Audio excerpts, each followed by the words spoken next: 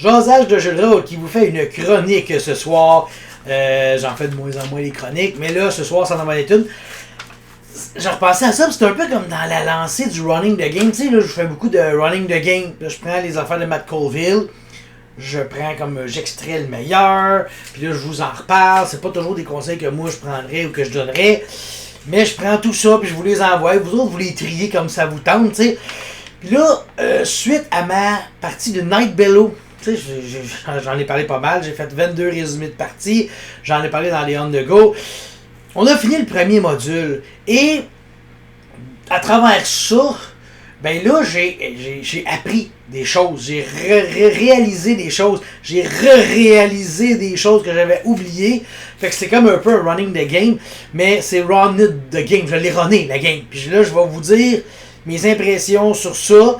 Fait que ça, c'est des conseils que vraiment, là, je les feel, je les sens, je les ai vécus. Puis là, je vous les partage.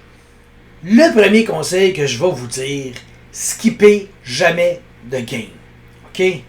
Vous partez votre game, c'est aux 2 semaines, là, skippez jamais de game. Même s'il manque des joueurs, même si vous êtes moins nombreux. Regarde, moi, là, des fois, on était 2 joueurs. Puis je la faisais pareil, ma game.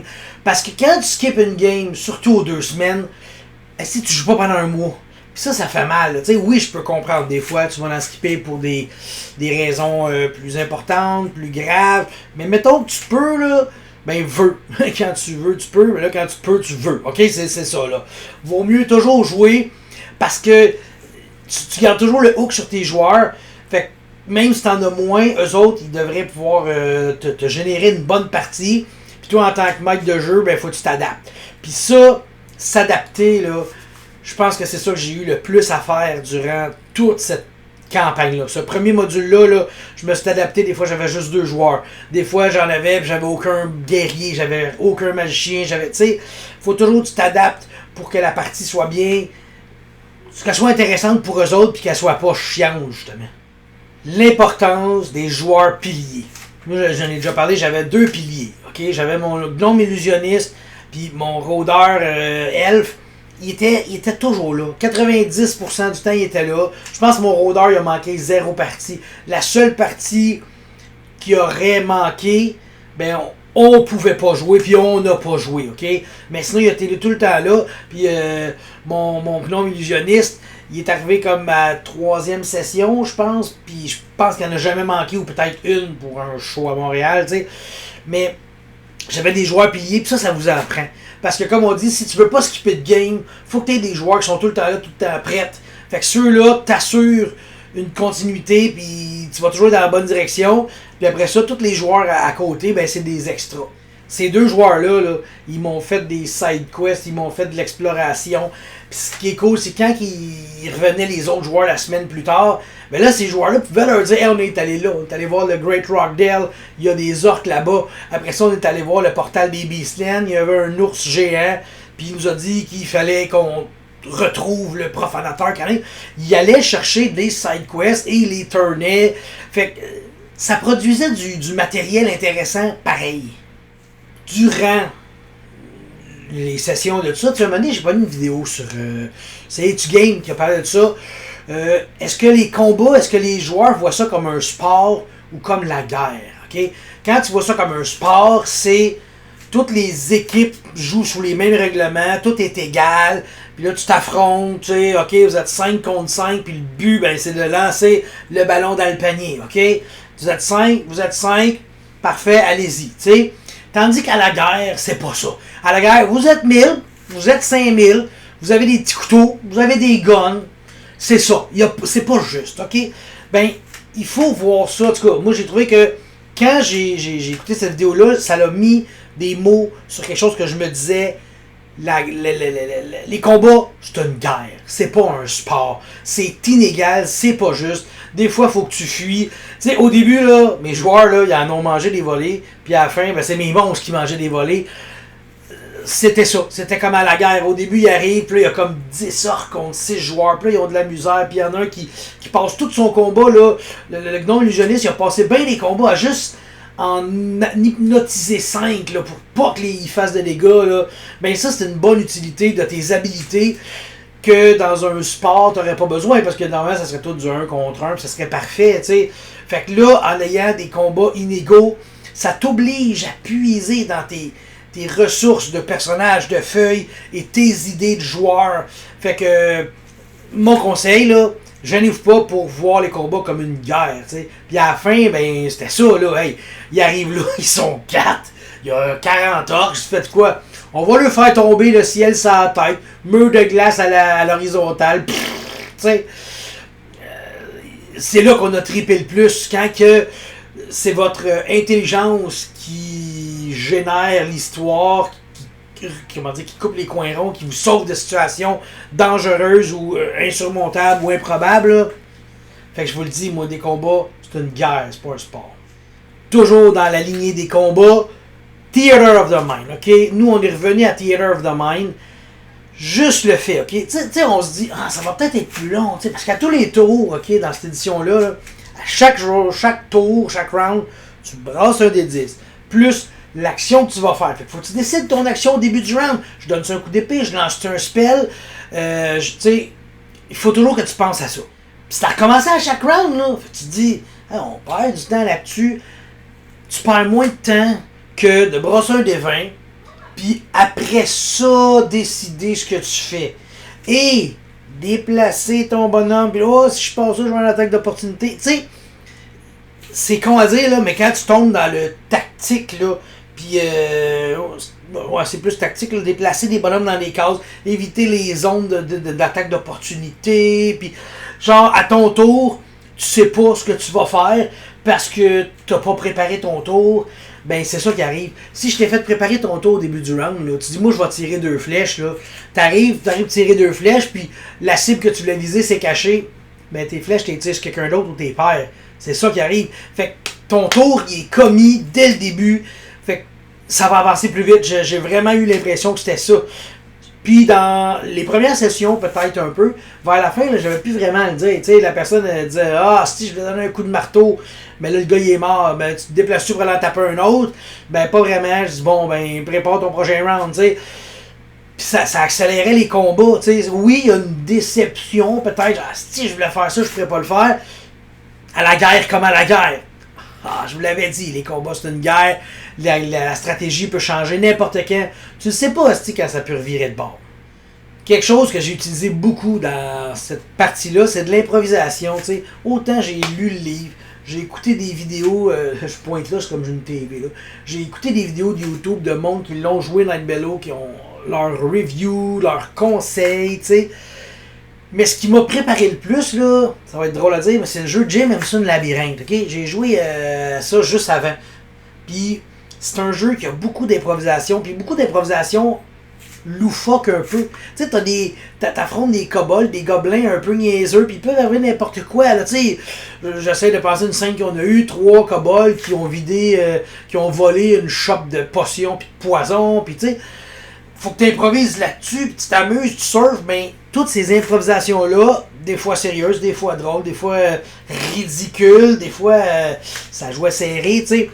Tout ça m'a fait que quand je suis arrivé dans Night Bellow, mes improvisations dans Donjon 2e, ils coulaient mieux, tu sais. Fait que ce petit jeu-là, qui était plus divertissant, je trouve, ben, m'a aidé beaucoup à gérer bien les situations dans cette grande aventure-là. Dire oui. T'sais, si on le répète souvent, l'Éternel dit oui, ok, oui, tu peux faire ça, oui, tu peux faire ci, y a pas de problème, on va trouver une manière de te le faire faire, t'sais. Dire oui, c'est très important, même si justement ça débalance les combats, c'est trop facile, t'sais. Eux autres, là, un moment donné, là, le psionique, il voulait ouvrir les portes dimensionnelles, mais une en dessous d'une enclume, t'sais, qui c'est gros, puis c'est l'autre, t'sais, pour la faire téléporter au-dessus de la tête de quelqu'un de violent puis de fort, ben, c'était brillant, là, je veux dire, tu dis oui, puis tu te dis, vas-y, fais-le ton power, puis ça va être mémorable comme action. Toutes des affaires de même qu'on s'est dit, faut pas que tu te gênes de dire oui. En embarquant dans les niaiseries des joueurs, tu découvres le jeu autant qu'eux autres, puis ça, c'est le fun, ok? Toi, t'as une idée, t'as une aventure à faire, t'as une histoire à apporter, là. Mais des fois, les joueurs ils t'amènent des surprises. Fait que là, toi, tu deviens comme aussi émerveillé qu'eux autres, là. ben ça, c'est pas à négliger. Ayez pas peur de voir grand. Des grands changements, des grands événements. Là. Tu sais, un moment donné, là, mes joueurs ils ont comme séparé les eaux d'un lac. Sauf qu'ils l'ont séparé le long d'un barrage. Là, j'ai fait, si je brasse un 1, là, quand l'eau revient à sa place, elle pète le barrage. Tu sais. Je voyais grand là, de péter un barrage, mais c'est un groundbreaking, un world-changing event. C'est un événement qui va changer ton monde, qui va brasser le jeu de cartes. Ben ça, c'est intéressant de faire ça, parce que si ça arrive, tu mets une chance. Tu dis, ah, moi j'ai mis une chance sur 20, ok? Mais c'est dans ces moments-là que la chance sur 20, elle arrive souvent, tu sais. Puis là, ben là, elle n'est pas arrivée, là, t'es parti aux toilettes. Mais si c'était arrivé, ben, j'aurais joué avec. Ah ben oui, si vous défoncez le barrage, ça cause tel problème, puis tu sais, ça aurait mis de l'histoire. À quel point ça aurait causé problème dans le module, je ne sais pas. Mais ça aurait rajouté une trame de fond dans le background de vous avez pété le barrage, les gens du village ben, sont un peu fâchés. Mais en même temps, vous les avez tellement sauvés puis arrêté les kidnappings qu'ils vous apprécient. Fait que tu sais, tu aurais pu jouer avec ça. Là. Fait que ayez pas peur de mettre des événements qui bougent votre monde. Dans Night Below, tu as plusieurs chapitres, tu sais. Welcome to the Grand Dungeon. Là, t'expliques un peu ce qui s'en vient. Capture Them Alive. Ça, c'est comme l'introduction de l'aventure. Okay? Ça commence avec ça. Après ça, tu as Millborn and Beyond. Fait que là, il t'explique les villes, les NPC, la région. Ça, c'est bien. Après ça, tu as Lured into Darkness. Lured into Darkness, là c'est la main quest. Okay? Il t'explique tout ce qu'il y a à savoir. Moi, je vais dire les 3 places à aller détruire, enlever les orques de là, puis des événements importants qui vont arriver. T'sais. Et tu as Gazetteer of Arranshire. Gazetteer of Arranshire, c'est le sandbox. Okay? Tu as ta map, puis c'est toutes les autres affaires que les joueurs peuvent aller voir, que les joueurs peuvent s'intéresser. C'est pas dans la main quest, c'est toutes tes side quests, puis cette partie-là, tu sais, moi j'ai tendance à mettre ça de côté, puis ok, les gars, on fait la main quest, tu sais. Ben là, je l'ai utilisé à fond, puis justement, quand j'avais juste 2 joueurs, là, ben c'était parfait ça, le Gazetteer, parce que ça me permettait de leur montrer des affaires, puis après ça, ils pouvaient revenir avec. Fait que pour ce module-là, pour Night Below, la section Gazetteer, c'est vraiment intéressant. Puis je vous dirais qu'on a fait le Gazetteer de l'Ouest, mais on n'a quasiment rien fait à l'Est. T'sais. Fait que, mettons là, que tu veux prendre le module, là, juste jouer le premier module. Là, tu prends le sandbox, puis tu as assez de stock pour jouer vraiment longtemps, sans nécessairement faire la main quest. T'enlèves la main quest de là, tu as du stock en masse. Mes erreurs, parce que j'ai fait des erreurs, j'aurais dû garder ma première idée, tu sais, sans enlever rien à personne, tu sais, je voulais pas de psionique dans ma game, c'est une classe que je savais qu'elle était un peu forte, pis tout, tu sais. Puis effectivement, elle a ruiné certains aspects de l'aventure que moi je trouvais cool. Parce que tu sais, dans Donjon 2e édition, là, tu gagnes 1 point de vie par nuit de sommeil.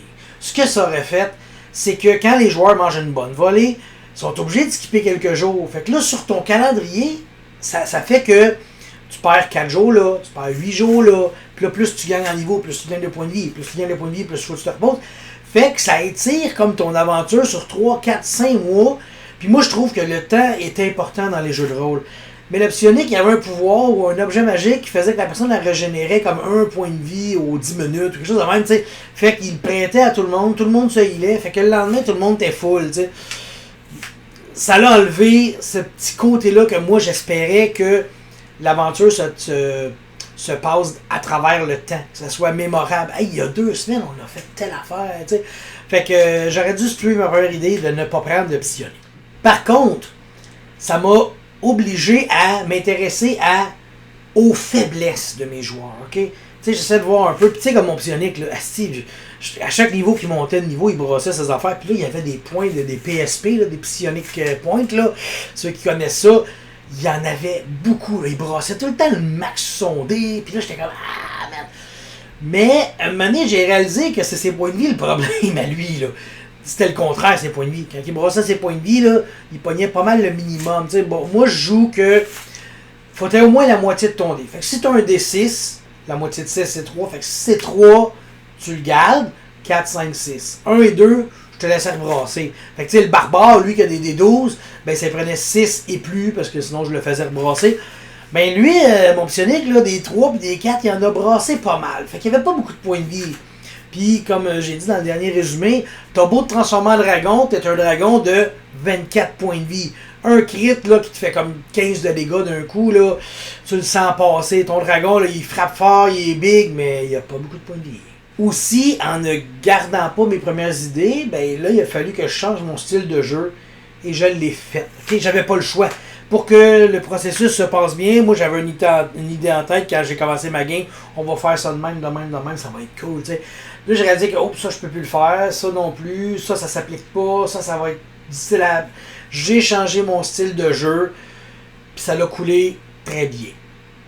Ne soyez pas trop rigide. Dans cette aventure-là, j'ai poussé beaucoup plus le roleplay et les side quests. Le roleplay, ça, moi, je pousse ça souvent. Okay? J'aime ça d'en envoyer du roleplay. Les side quests, je suis moins là-dedans. Moi, j'aime la main quest, puis on roleplay autour de ça. Mais là, il y avait de la side quest, puis comme j'ai dit, j'ai débordé du livre.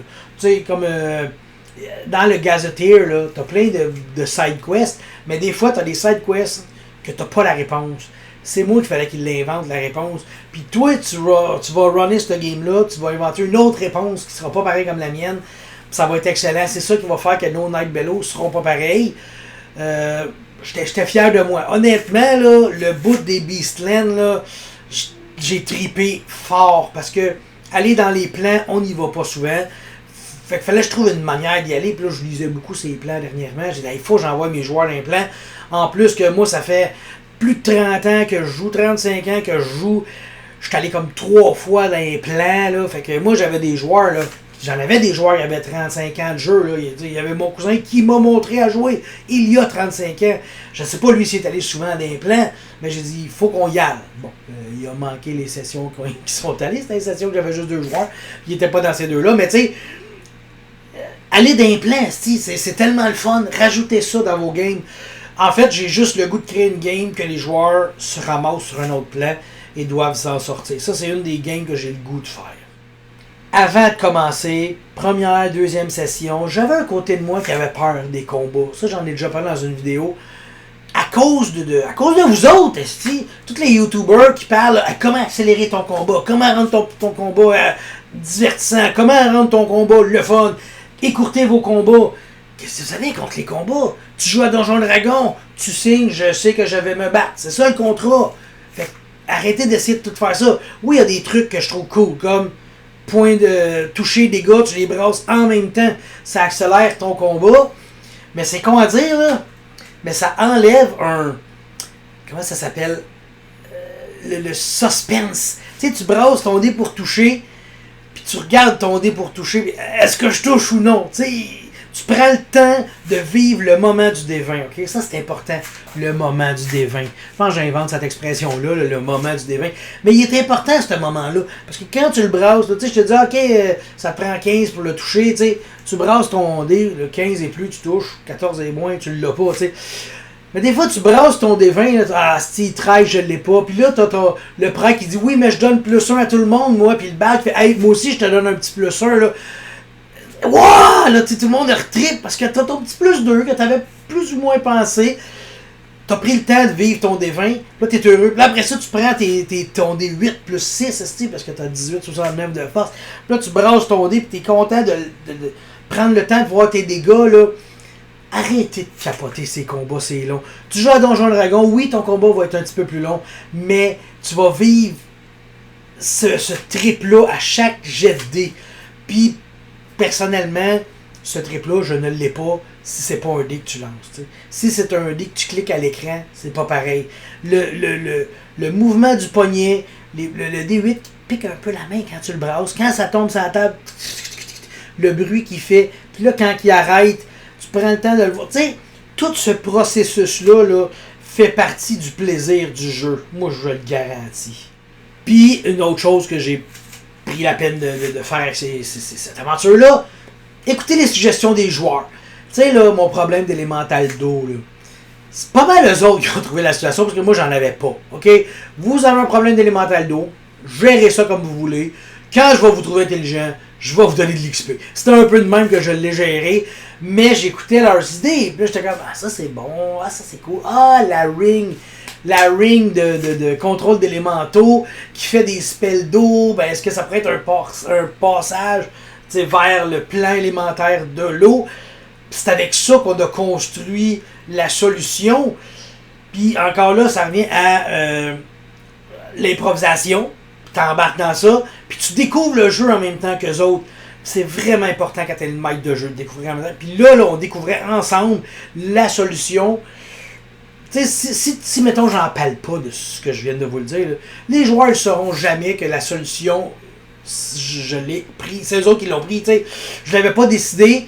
Il aurait pu dire, ah, t'as pris une bonne décision. Non, j'ai pas pris de décision. C'est vos décisions, vos solutions que j'ai trouvées intelligentes. Puis c'est là que je me suis dit, c'est ça qui va marcher. Parce que c'est ce que j'avais le sentiment qui était le plus plaisant pour le groupe. Puis que les joueurs, vous avez imaginé quelque chose, vous allez vous sentir intelligent. C'est con, mais c'est ça. Des fois, c'est même plus le personnage, c'est le joueur que tu veux mousser. T'sais, c'est lui que tu veux faire sentir bon. Puis ah, on a une bonne idée, ouais. High five, esti, tape sa gueule, tape ses fesses. Tu sais, on est comme ça, nous autres.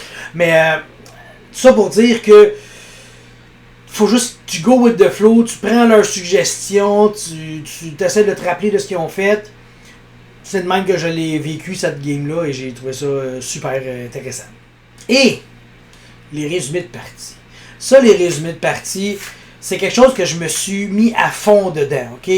C'est important pour moi, je veux dire, bon, je sais pas, tu sais, je me promène, mais moi, j'en écoute gros, là. J'écoute gros du YouTube, pis tout, pis j'en vois pas tant que ça, des résumés de partie. Puis je trouve que c'est quelque chose que ma chaîne, elle apporte, OK? C'est une bonne idée parce que je trouve ça génial. Fait que moi, je crée un contenu que j'aimerais voir. J'aime ça, écouter des résumés de partie, puis j'en vois pas souvent. Parce que, ça te permet de te rappeler de la partie. T'sais, fait que là, la semaine ou 2 semaines plus tard, quand tu reviens jouer, là, juste avant que la game elle commence, là, une demi-heure, 1 heure avant que mes joueurs arrivent, clac, je me reclenche le résumé de partie de la semaine d'avant, là. Puis là, comme, ah oui, on fait ça. Ah, si, j'avais oublié ce loup-là qui a survécu. Tu sais, ça, ben, ça te permet d'être prêt pour ta game-là.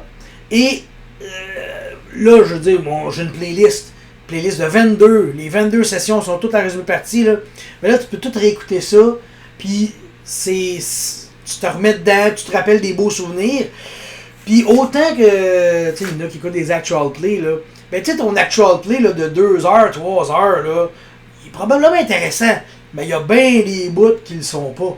T'sais. Tandis que là, ben, avec le résumé de partie, tu ramasses juste la crème de la crème, the cream of the cream, puis t'as ton histoire pareil, puis tu vas te souvenir des roleplays, puis tout, puis moi je suggère fortement des résumés de partie. Vous pouvez les mettre publics ou non, là, mais moi je trouve ça intéressant parce que aussi, quand tu écoutes un résumé de partie, ça te donne des idées pour justement tes aventures, tu sais. J'écoute un résumé de partie de Cthulhu, là, tu sais. Là, ça pourrait me donner des idées pour mon donjon, moi. Des fois, des affaires, hey, c'est cool, ça, tu sais. Fait que le résumé de partie, là, c'est une clé, moi, que j'ai découverte puis que je tripe fort dessus. Fait que, Night Bellow, j'ai fini le premier module, j'ai appris des choses, je vous partage ma nouvelle expérience, cette sagesse neuve qui brille encore au soleil. Je vais faire le deuxième module dans quelques mois. Je ne sais pas combien de temps qu'on va prendre une pause, parce que comme j'ai dit à la fin de mon 22e résumé, il y a beaucoup de choses que j'ai le goût de m'amuser avec, puis de jouer, tu sais. Puis, mais je veux continuer avec Bellow, ça, inquiétez-vous pas, les joueurs, là, j'ai vraiment le goût de continuer. C'est juste que ça fait 22 sessions, puis c'est un beau chiffre, 20. 20, 22, 19, tu sais. Dans ce coin-là, un des 20. Tu sais, j'ai comme 22, c'est cool. Non, ça va faire du bien de changer un peu de jeu. C'est super bon, mais peut-être que justement 60 sessions en ligne, ben ça fait du bien peut-être aux joueurs, mais aux maîtres aussi, de se décompresser. Puis de dire, bon là, j'ai fait une belle affaire avant de faire un petit burn-out. On va aller faire d'autres choses. On va aller se tirer des cartes. On va jouer à des jeux de société. On va faire des petites stratégies. Puis tout changer changer notre setup de cerveau pour une couple de 2 semaines, tu sais. Fait que c'est ça, pour l'instant, je vais prendre une pause de Night Bellow, puis je sais pas, je me donne pas de date non plus, là. Je me dis pas, hey, asti, le janvier, je repars ça. Non, je vais prendre le temps de que la poussière retombe, parler avec mes joueurs. Je sais aussi que j'ai des joueurs que ils vont peut-être être plus difficiles à avoir l'hiver. J'en ai d'autres qui ont changé de job qui vont pouvoir revenir. T'sais. Fait que ça aussi, je vais regarder mes joueurs. Qu'est-ce que je fais? Est-ce que je garde tout mon bassin encore ou j'enlève certains joueurs que je me dis ils viennent jamais? Est-ce que j'en prends d'autres? T'sais, vraiment, j'y vais comme je le sens, mais là, il n'y a rien qui presse. Là, on dirait que je viens de tomber en vacances. Tu sais, quand tu arrives le vendredi, tu dis « Oh, 2 semaines de vacances, je peux faire ce que je veux. » On va dire ça de même. Ben là, c'est ça. Autant j'aime ça, autant ça va me faire du bien de me changer les idées, faire d'autres choses, rencontrer ces gens-là dans un autre cadre. Surtout que j'en ai 2 que, je veux dire, je les vois pas vraiment en dehors, puis là, paf, ils viennent jouer. Ils ont commencé à jouer avec nous autres. Mais là, on va les voir dans un autre cadre aussi. Parce que moi, j'en ai déjà parlé. J'aime jouer à les jeux de rôle, là, j'adore ça. T'sais. Mais ce qui est plus important, c'est les amis, c'est la gang, c'est l'ambiance. T'sais.